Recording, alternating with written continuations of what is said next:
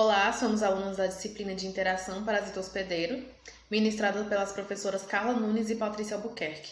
E nesse vídeo nós iremos falar um pouco sobre os flebotomíneos. Veremos então suas características gerais, sua classificação, sua morfologia, seu ciclo biológico, as principais espécies e as formas de controle. Os flebotomíneos são insetos de pequeno porte, cujo comprimento varia entre 1 e 3 milímetros, raramente chegam a 5 milímetros. Possuem pernas longas e corpo com aspecto densamente piloso, e geralmente são de cor parda, por isso recebem o apelido de mosquito palha. A locomoção se caracteriza pelo voo saltitante, e ao contrário dos demais dípteros, eles mantêm suas asas eretas enquanto estão em repouso. No Brasil, dependendo do estado ou da região, são conhecidos por vários apelidos, tais como asa branca, asa dura, bererê, birigui, entre outras denominações. São da ordem Diptera, que são os insetos portadores de um par de asas utilizadas para voo, além de outro par de pequenas estruturas classificadas como halteres ou balancinhas. Subordem Nematocera, onde insetos com antenas longas e muito segmentadas. Da família Psychodidae, com asas lanceoladas e densamente revestidas de cerdas longas, com 9 ou mais veias. Da subfamília Flebotominae, que são insetos potencialmente transmissores das leishmanioses, e os gêneros são vários. Destacamos a Luxomia, pois são os potenciais transmissores das leishmanioses americanas. O estudo da morfologia desses insetos é dado através da visualização via microscópio de suas estruturas internas ou externas. E o objetivo é identificar e diferenciar as espécies já existentes. Então, da cabeça é estudado a cápsula cefálica, que é a cabeça propriamente dita. Ela é larga e achatada no sentido dorso-ventral. As antenas, que possuem 16 segmentos. Desses 16, 14 são flagelômeros, os quais possuem estruturas sensoriais taxonomicamente importantes para a definição de espécies e gêneros.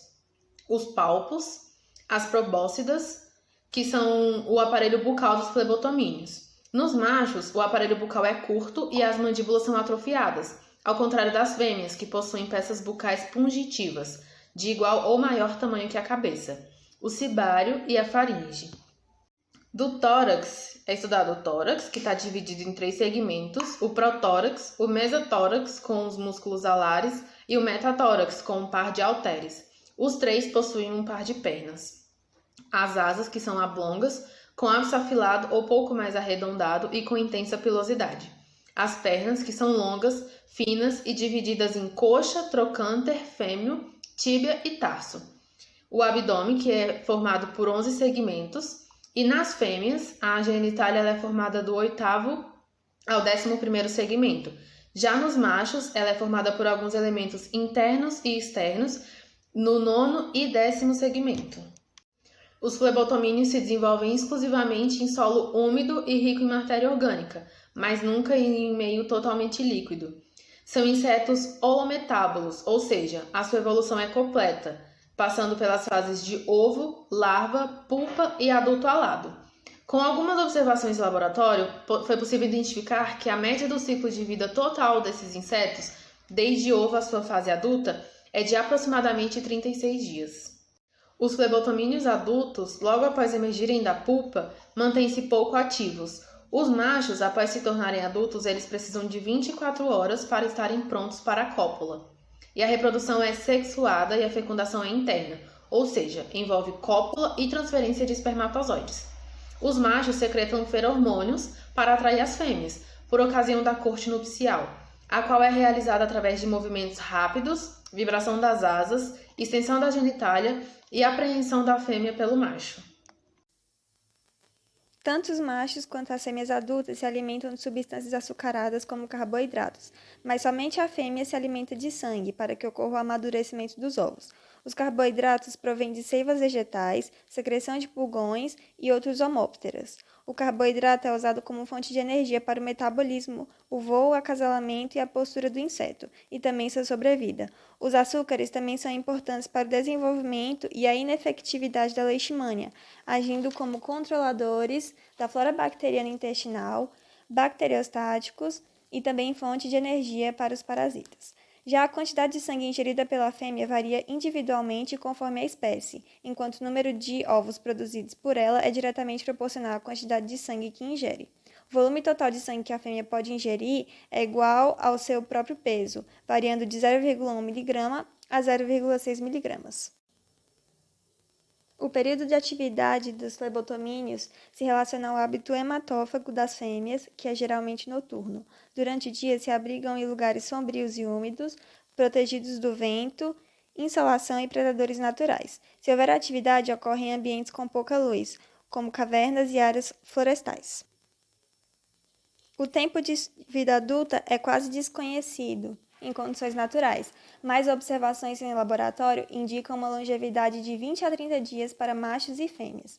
Os adultos têm pouca tendência a dispersarem de seus abrigos naturais por sua baixa capacidade de voo, de até 500 metros. As fêmeas geralmente morrem após a primeira posta de ovos, quando se recusam uma nova hematofagia, vivendo até 12 dias.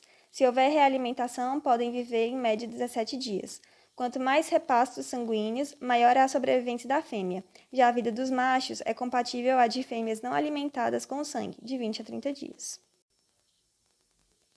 A maioria das espécies vive em ambientes silvestres, na copa ou base de árvores, troncos, raízes tubulares, no chão de florestas, entre folhas secas caídas, frestas de rochas, dentro de cavernas, em cupinzeiros, escavações do solo, dentro da toca de animais e outros locais. No ambiente domiciliar, poucas espécies adaptadas são encontradas em paredes externas e internas, abrigos de animais domésticos, como galinheiros, chiqueiros, estábulos, curral e abaixo de materiais acumulados em quintais, como montes de madeiras e tijolos. Seus criadores naturais no ambiente silvestre são sob pedras, fendas de rocha, no chão das cavernas, no solo florestal, por debaixo de folhas mortas e úmidas, nos detritos acumulados nos buracos de raízes de árvores e em tocas de animais. No ambiente peridomiciliar, ficam no solo rico em matéria orgânica encontrado nas hortas, jardins, em detritos acumulados debaixo de entulhos, assim como no interior e ou nos arredores de abrigos de animais domésticos, como os galinheiros e chiqueiros. Temperaturas elevadas favorecem o aumento da população de flebotomíneos, mas chuvas em excesso e a radiação solar prejudicam o desenvolvimento das formas imaturas do inseto. Os flebotomíneos do gênero Lutzomia são de grande importância médica, pois algumas espécies são vetores da leishmaniose. As principais espécies de importância epidemiológica estão descritas logo abaixo.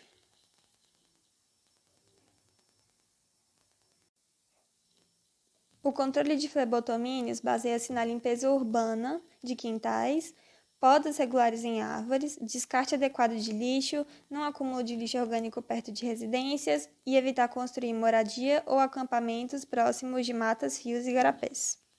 Em residências, promover a dedetização, fazer uso de ar-condicionado, de mosquiteiros no quarto e tela protetora em portas e janelas. Manter os interiores bem protegidos, pulverizar inseticidas e usar piretoides, um tipo de inseticida, em roupas de cama, cortina, lençóis e roupas. Manter o abrigo de animais domésticos no meio extradomiciliar, protegidos com telas e mantendo sua limpeza regular e adequada. É também importante a orientação da vigilância sanitária e dos serviços de saúde local, principalmente se houver novos casos de leishmaniose, para que possam informar a população local sobre os flebotomíneos, ações e prevenções contra o mosquito. Essas são as nossas referências. Muito obrigado pela atenção de todos.